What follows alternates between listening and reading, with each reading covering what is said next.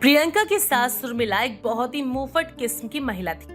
उर्मिला के मुंह में कभी कोई बात नहीं टिका करती, फिर चाहे वो किसी की चुगली हो या फिर किसी की हो पर्सनल बात, उर्मिला झट से सब कुछ बोल देती। ऐसी एक दिन उर्मिला की पड़ोसन उससे लड़ने के लिए उसके घर आती है और जोर जोर से चिल्लाते हुए बोलती है, अरे उर्मिला, मैंने तुझे सब कुछ इसीलिए नहीं बताया था कि तू जाकर मेरी बहू के आगे सब कुछ बक दे। अरे तेरी वजह से सुबह से मेरी बहू मुझसे लड़ाई किए जा रही है। तेरे मुंह में कोई बात नहीं रुकती क्या? कितनी मुंह फट है तू। तुझे ये तक समझ में नहीं आता कि तुझे कहाँ कौन सी बात करनी चाहिए। अरे तुम नाराज क्यों हो रही हो बहन?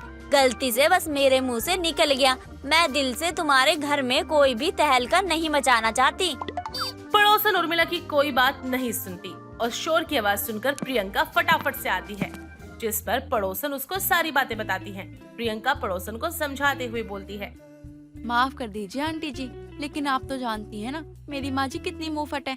इनको कोई बात बताना मतलब गलियों में ढोल पीटने के बराबर है। आप जाइए, इससे पहले कि आपके घर की हालत भी बिगड़ जाए।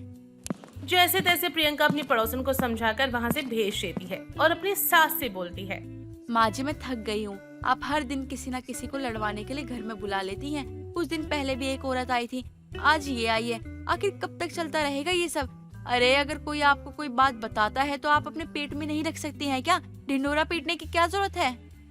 तो बहू मैं क्या करूं? इसमें मेरी क्या गलती है कि मेरा स्वभाव ही ऐसा है और नहीं पचती मेरे पेट में कोई बात जब तक मैं बोल ना दूं। वैसे भी मैं तेरी बहू और तू मेरी सास नहीं है। मैं तेरी सास और तू मेरी बहू है, तो ये ज्ञान मुझे मत दे। चल जा यहाँ से। अपनी गलती को ना मानते हुए उर्मिला प्रियंका को ही बुरा भला कहकर उसे वहाँ से भेज देती है। वक्त गुजरता चला जाता है, लेकिन उर्मिला के मुंहफट होने में कोई बदलाव नहीं आता।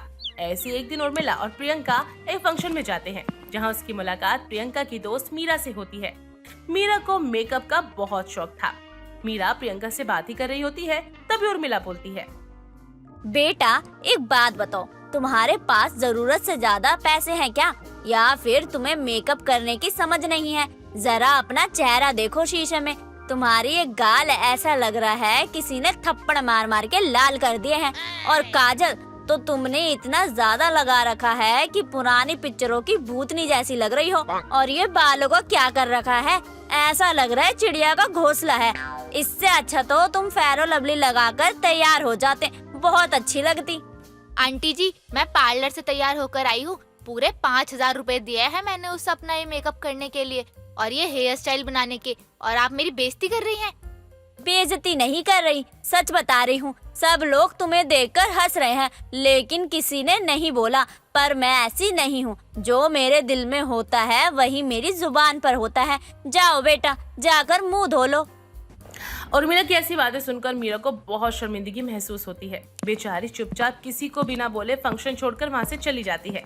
ये देखकर प्रियंका को बहुत गुस्सा आता है और वो बोलती है, माँ जी मैंने आपको कितनी बार समझाया है, आप थोड़ा सोच समझ के बोला कीजिए ना।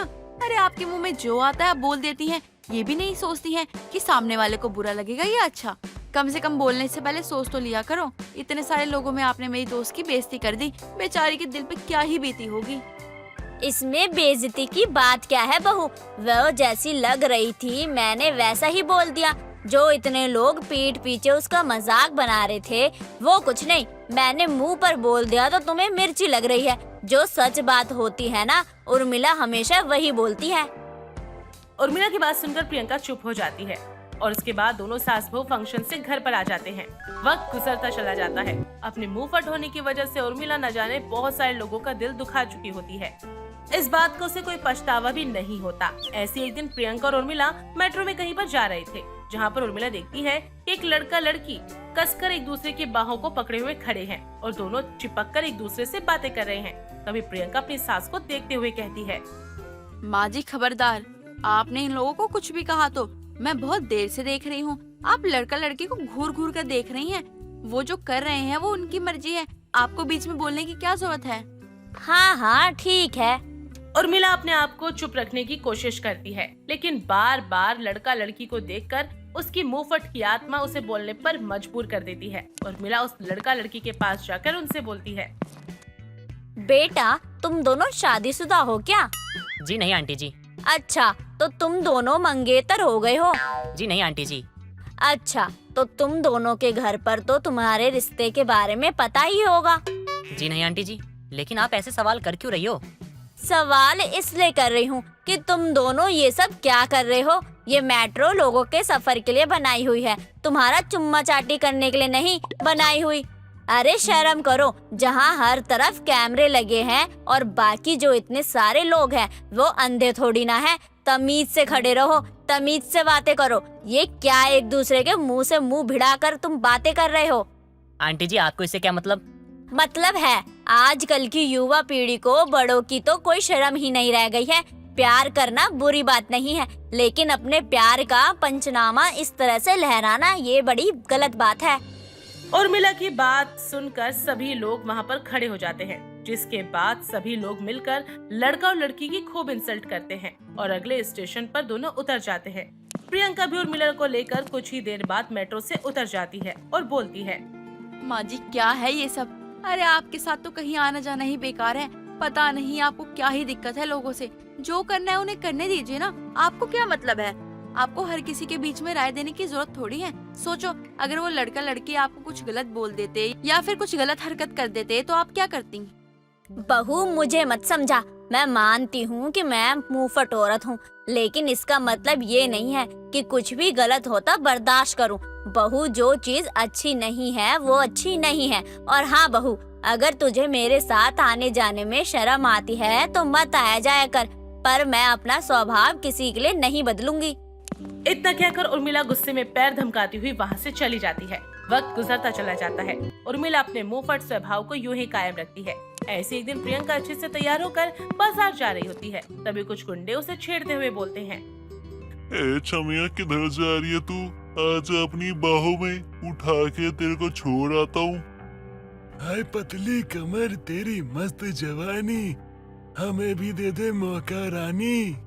प्रियंका बिना कुछ कहे उन गुंडों को इग्नोर करते हुए वहाँ से चली जा रही थी। जिसके बाद गुंडे उसके पास आकर उससे बदतमीजी करने लगते हैं। तभी वहाँ पर उर्मिला आ जाती है और कसकर उन दोनों गुंडों को थप्पड़ लगा देती है और बोलती है, आजा, आज तो मैं तुझे स्वर्ग की सैर कराती हूँ। हाँ बे बुढ़िया, चल हट जा यहाँ से, हटा सावन की घटा। भाई तू लड़की को उठा के जीप में बिठा। ए बीच में मत बोल, वरना बिना टिकट के ना फर्स्ट फ्लाइट से ना राम जी के पास पहुँचा दूंगा बुढ़िया तुझे। जीप में तो मैं तुझे बैठाऊंगी, और वो भी पुलिस की जीप में। बहू, देख क्या रही है? चल अपनी सास का साथ दे और लगा इन गुंडों के अच्छे से 2-4। निकाल अपनी चप्पल पैरों से और छाप दे इनके मुंह पर। एहसास की बात सुनकर प्रियंका में भी जोश आ जाता है, जिसके बाद दोनों चप्पलों से उन गुंडों की खूब पिटाई करते हैं। इसके बाद उर्मिला पुलिस को फोन कर देती है। कुछ ही देर बाद पुलिस भी आ जाती है और उन गुंडों को पकड़कर ले जाती है। इसके बाद उर्मिला और प्रियंका घर पर आ जाते हैं और प्रियंका अपनी सास से बोलती है, माँ जी अच्छा हुआ आप समय पे आ गई, वरना पता नहीं क्या हो जाता। बहू, मुझे तुझसे ये उम्मीद नहीं थी। अगर सच में आज समय पर ना आती तो क्या से क्या हो जाता। तू हमेशा मुझे ये बोलती थी कि मैं मुंहफट हूँ, लेकिन तू खुद क्या है? बहू, अगर आज तूने एक बार में कस के उन गुंडों को जवाब दिया होता तो उनकी इतनी हिम्मत ना होती कि तुझे इस तरह से छेड़ देते। बहू, भगवान ने जुबान बोलने के लिए दी है, कहाँ पर क्या बोलना है बस इस बात का फैसला हमें करना चाहिए। मैं तो जरूरत से ज्यादा बोल देती हूँ, लेकिन तूने तो जरूरत के वक्त पर अपनी आवाज उठाई ही नहीं। तू खुद ही फैसला कर कि गलत मैं हूँ या तू। अपनी सास की बात सुनकर प्रियंका को अपनी गलती का एहसास होता है और उसे समझ आता है कि उसकी सास भले ही मुंहफट हो, लेकिन हमेशा सही और खरी बात ही करती है। इसके बाद प्रियंका बोलती है, माफ कर दीजिए माँ जी, माफ कर दीजिए। अब से मैं कुछ भी नहीं कहूँगी आपको। मुझे समझ में आ गया है, आप हमेशा सही कहती हैं। ठीक है बहू, और मैं भी थोड़ा ध्यान रखूंगी कि मैं किसी को जरूरत से ज्यादा ना कहूँ। मैं भी नहीं चाहती कि किसी का मुझसे मन दुखे। इस तरह दोनों सास बहू एक दूसरे को गले लगा लेती हैं और अब उर्मिला तो रहती है, लेकिन अपने शब्दों को थोड़ा सोच समझकर प्रयोग करने लगती है। समली अपने भाई और भाभी के साथ गांव में रहा करती थी। एक दिन समली को देखने रोहित नाम का लड़का अपने परिवार वालों के साथ आता है। तभी रोहित बोलता है, वैसे तो मुझे दहेज नहीं चाहिए, लेकिन मैं चाहता हूँ कि मेरी शादी बड़े धूमधाम से हो जाए। मेरे जितने भी रिश्तेदार आए ना, उन सब का मुंह बंद हो जाए। ये बात आपकी भी ठीक है रोहित जी, लेकिन हमारी इतनी औकात नहीं है कि हम आपको दहेज दें। या फिर आपकी शादी धूमधाम से करवाए। लेकिन भैया मैं ये नहीं कह रहा हूँ कि आप मुझे दहेज दो। अरे मैं तो बस ये कह रहा हूँ कि मेरी शादी कुछ अलग तरीके से कर दो। अगर ये चाहना गलत है तो इसमें मैं तो इसमें कुछ कर ही नहीं सकता। हाँ ठीक है, फिर आप लोग जा सकते हैं। मुझे ऐसे घर में अपनी बहन की शादी नहीं करनी जहाँ 4 चीज़ की नुमाइश की जाती हो। भाई साहब, ये शादी है, कोई दिखावा करने की चीज़ नहीं। दोनों अपनी अपनी बात में सही थे। तभी इन दोनों की बहस देखकर समली अपनी भाभी से उनको मनाने को कहती है। तभी अर्चना उन दोनों को बोलती है, मैं क्या बोल रही हूँ, अगर हमें वक्त मिलता है तो शायद हम इसकी इच्छा को पूरी कर सकते हैं, अगर आप इंतजार कर सकते हो तो, वरना कुछ नहीं कर सकते। अर्चना, तुम पागल हो गई हो क्या? कुछ भी बोले जा रही हो। हम कहाँ से लाएंगे इतने सारे पैसे, और कौन देगा हमें पैसे? देखिए आप शांत हो जाइए, मैं जो बोल रही हूँ ठीक बोल रही हूँ। अगर आपको लगता है कि मैं गलत हूँ तो बता दीजिए, क्योंकि आपको भी पता है और रोहित जी को भी अच्छे से पता है। ठीक है भाभी जी, आप कहती हो ना तो मैं इंतजार कर लेता हूँ। वैसे भी इतना इंतजार किया है तो थोड़ा और कर लेता हूँ, मुझे कोई परेशानी नहीं है। बस फिर ठीक है, अब तो आप भी तैयार हो जाइए शादी के लिए। जब रोहित जी मान गए हैं तो क्या आप अपनी बहन के लिए इतना भी नहीं कर सकते? कैसे भाई हो आप? तुमको कैसे पता होगा मैं कैसा भाई हूँ? मुझे बहुत अच्छे से पता है, मैं बहुत अच्छा भाई हूँ। किसी के कुछ कहने और ना कहने से कुछ बदल नहीं जाता। ठीक है भाई साहब, मैं मानता हूँ कि आप बहुत अच्छे भाई हो, लेकिन लोग कैसे मानेंगे कि आप एक बहुत अच्छे भाई हो जो अपने भाई होने का फर्ज तक पूरा नहीं कर पा रहा। रोहित की बात सुनकर मानव को बहुत बुरा लगता है। ऐसे ही कुछ देर बहस होने के बाद मानव भी तैयार हो जाता है शादी करवाने को। ऐसे ही कुछ दिन बीत जाते हैं और एक दिन अर्चना मानव से बोलती है, सुनिए जी, मैं चाहती हूँ कि हम अपना खुद का कुछ काम करें, तभी जाकर हम अपनी समली की शादी कर पाएंगे। ऐसा क्या करूँ जिससे हम कुछ कर सके, या फिर मुझे तुम ही कोई तरकीब दो जिससे हम कुछ ऐसा करें जिससे हमारी आमदनी भी अच्छी हो और पैसों का जुगाड़ भी हो जाए। जुगाड़ है तभी तो मैं आपको बोल रही हूँ, वरना मैं भला क्यों बोलती।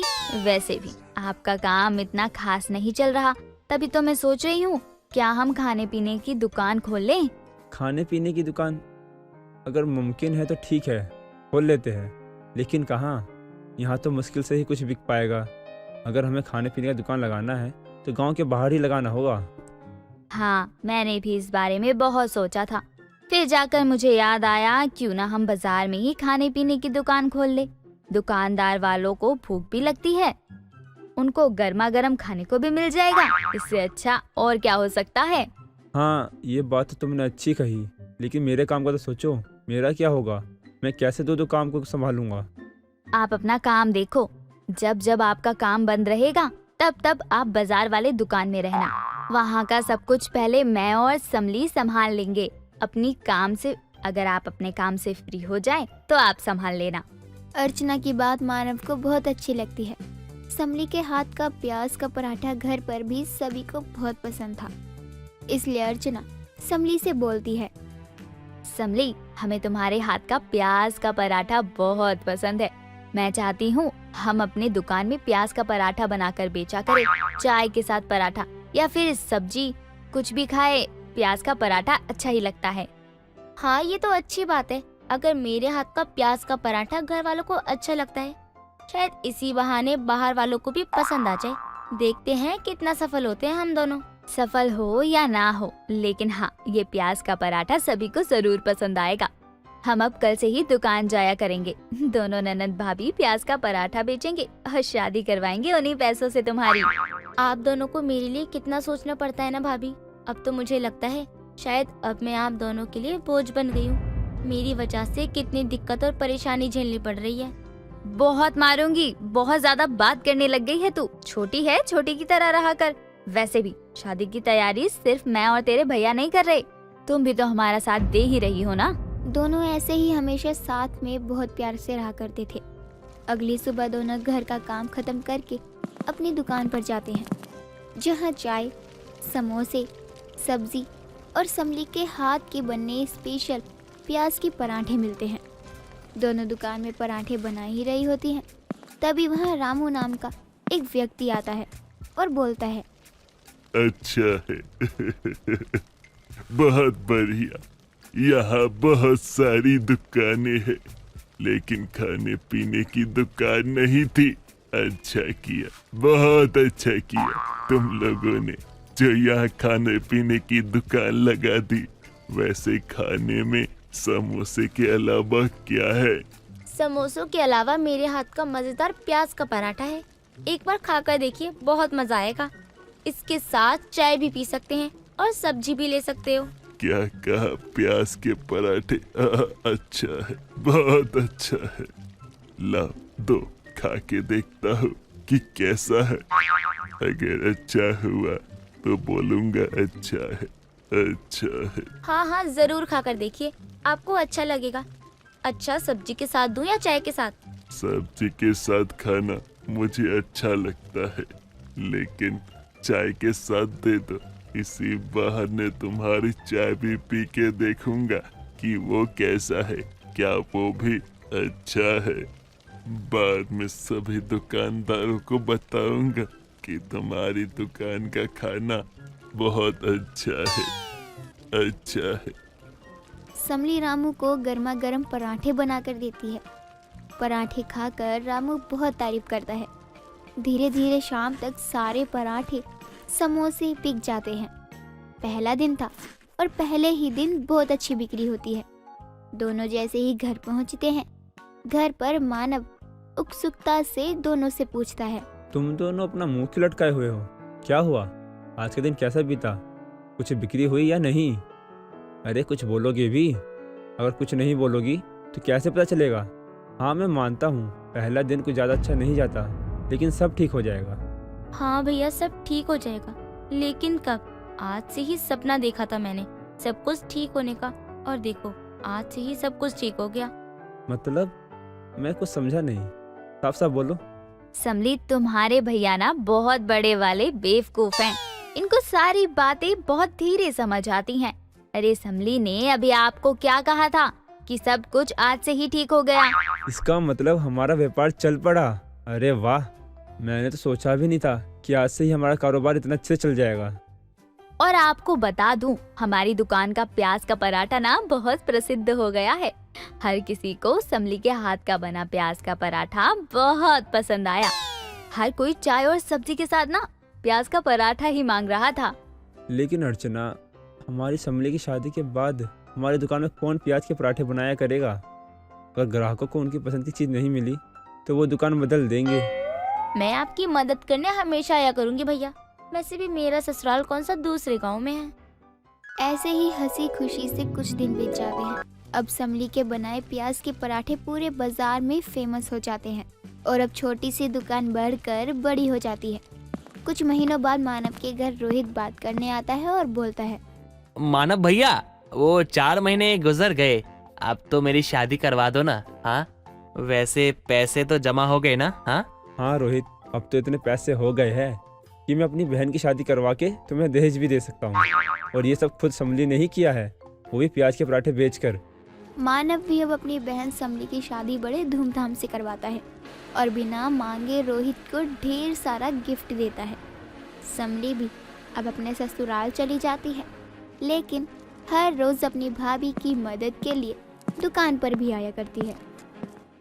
विमला को जब पता चलता है कि शकुंतला की बहू काजल ने गुलाब जामुन से बना समोसे का स्टोर खोला है, तब वो समोसा खाकर देखने के बाद काजल से कहती है, ये भी कोई समोसा है? समोसे के नाम पर कुछ भी बेचकर मोहल्ले वालों को बेवकूफ बना रही है बहू तो।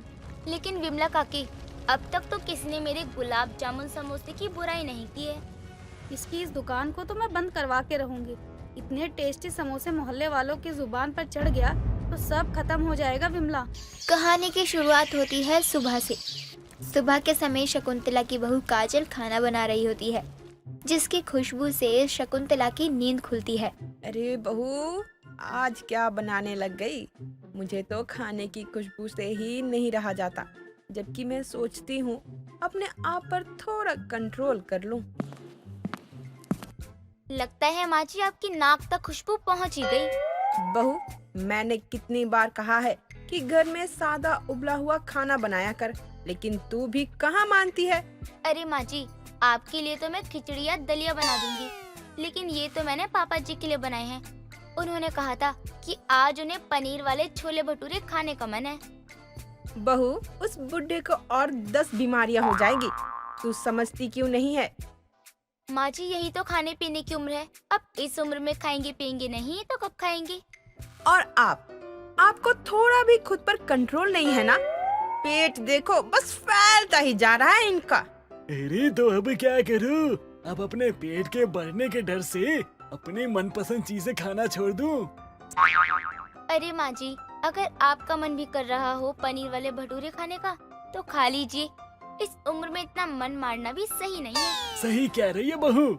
चल इसे छोड़ और मेरे लिए गर्मा गर्म पनीर वाले छोले भटूरे लगा दे। शकुंतला का तो मन कर रहा होता है कि वो अभी छोले भटूरे खाए, लेकिन इतना सुनने के बाद कोई भी शकुंतला से छोले और पनीर वाले भटूरे पूछता तक नहीं है। अरे बहू, क्या छोले भटूरे बनाए हैं तूने? ऐसा लग रहा है किसी होटल में बैठ के खा रहा हूँ। शकुंतला, अभी भी बचे हुए हैं छोले भटूरे। तुम्हें खाना है तो खा लो, वरना मैं तो सब खा जाऊंगा। अब तुम इतना कह रहे हो तो खा ही लेती हूँ, वरना तुम बुरा मान जाओगे। अरे ये क्या बात हुई? मैंने तुमसे एक ही बार पूछा है, तुम कह रही हो इतना कह रहे हो तो खा लेती हूँ। बहू, इसे भी दे दे छोले भटूरे अगर बचे हैं तो। काजल को खाना बनाने का बड़ा ही शौक था और काजल के ससुर को तरह तरह का खाना खाने का शौक था, और इस वजह से बहू और ससुर की ये जुगलबंदी हर दिन कुछ न कुछ नया बनाती रहती और खाते रहते। एक रोज शंकर अपनी बहू काजल से कहता है, बहू, आज कुछ खट्टा मीठा सा खाने का मन कर रहा है। कुछ अच्छा सा बना ले जो हमने कभी खाई भी ना हो और बनाया भी ना हो। लेकिन वो क्या हो सकता है? कुछ सोचने दो, क्या बनाऊं? बहू, वैसे तो मेरा मन समोसा खाने का हो रहा था, लेकिन समोसा किसी और दिन खा लेंगे। अभी बस कुछ अच्छा सा बना दे, तब तक मैं पार्क से 2 चक्कर काट के आ जाता हूँ, वरना सच में मेरा पेट और बढ़ जाएगा।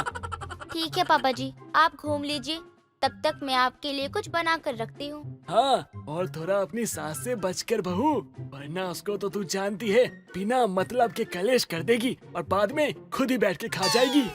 अब शंकर के कहने पर काजल सोचने लगती है कि आखिर क्या बनाया जाए, और इसी के साथ अब वो एक नया डिश बनाने की तैयारियों में लग जाती है। कुछ देर बाद जब शंकर घर लौट कर आता है तो उसे बड़ी ही अच्छी खुशबू आती है। बहू, लगता है आज कुछ कल से अच्छा बना रही है। हाँ पापा जी, आज तो मैंने बनाए हैं गर्मा गर्म गुलाब जामुन से बने समोसे। बहू, ये क्या बना दिया तूने? समोसे, वो भी गुलाब जामुन के। अरे पापा जी, आप खाकर तो देखिए, क्या स्वाद है। एक बार खाएंगे ना तो बार बार बनवाएंगे। अब जब शंकर गुलाब जामुन से बने समोसे को खाता है तो उसे वो बहुत ही अच्छा लगता है। अब शंकर गुलाब जामुन से बने समोसे को खाते हुए कहता है, गुलाब जामुन का समोसा बहुत टेस्टी बना है बहू, क्यों ना हम इसका स्टॉल लगा ले? पापा जी, क्या आइडिया है ये। अगर हम इसे 25 का भी बेचते हैं ना तो ये खुशी खुशी बिक भी जाएगा। हाँ, ये ठीक रहेगा। शाम के समय 2 घंटे हम गुलाब जामुन वाले समोसे की दुकान लगाएंगे। शकुंतला तो 2 दिन के लिए अपनी बहन की छोटी बेटी की शादी में गई होती है, और इधर शंकर और काजल मिलकर गुलाब जामुन के समोसे की दुकान लगा लेते हैं। अरे आओ आओ, गर्मा गर्म गुलाब जामुन वाले समोसे ले जाओ। एक बार जो खाओगे बार बार आओगे। पापा जी, सही जा रहे हो आप। लोगों को भी तो पता चले कि आखिर किस चीज की दुकान खुली है। अरे बहू, ये क्या खोल लिया तूने? गुलाब जामुन के समोसे? अरे ये क्या बना रही है तू? तीखे में मीठा? हाँ, गई फ्री का खाने। खाकर तो देखिए विमला काकी, एक बार खाओगी तो बार बार आओगी।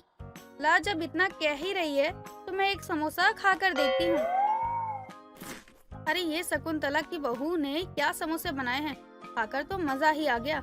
लेकिन मैं भी विमला हूँ, इसके इस टेस्टी समोसे का भाव और स्वाद दोनों गिरा कर रहूंगी। अरे विमला काकी, कैसा लगा गुलाब जामुन से बना समोसा? अच्छे बने थे ना? अरे बहू, कुछ खास नहीं लगा मुझे। ऐसा लग रहा है रोटी के साथ चीनी खा रही हूँ। ना ना, ये सब चीजें यहाँ बिकने से रही। अच्छा, इसका मतलब है कि आपको पसंद नहीं आया।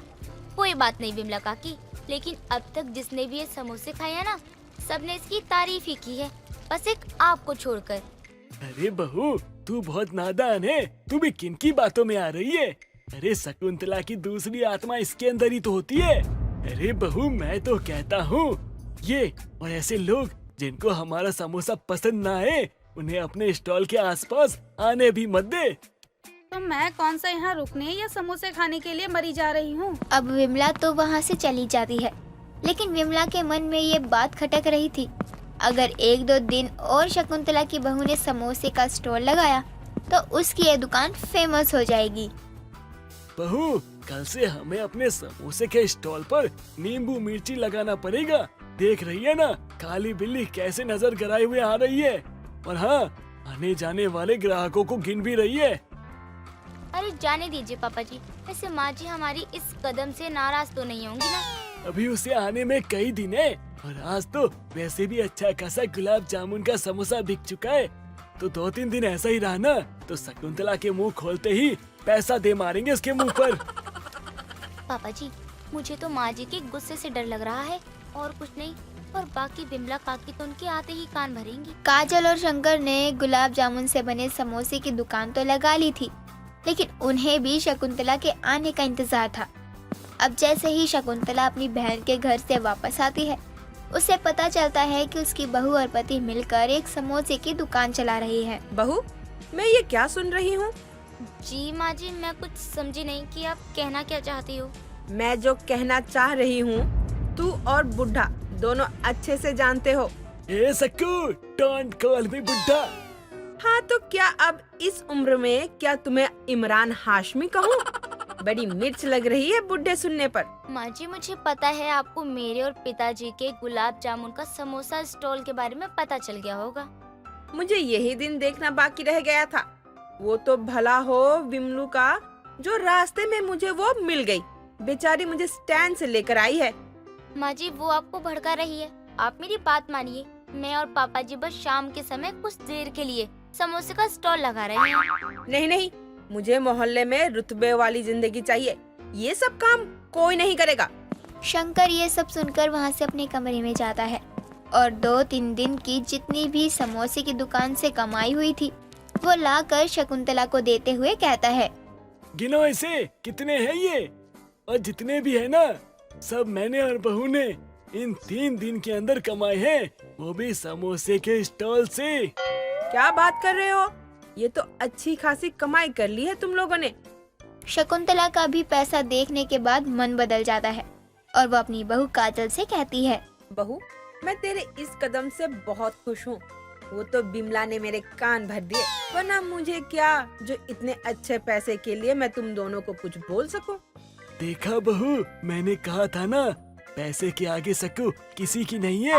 वो तो मुझे भी ना भरे हुए तोंद के साथ बेच देगी अगर फायदा हुआ तो। अब धीरे धीरे काजल का गुलाब जामुन समोसा इतना फेमस हो जाता है कि वो आगे चलकर एक अच्छा खासा कमाई देने लगता है।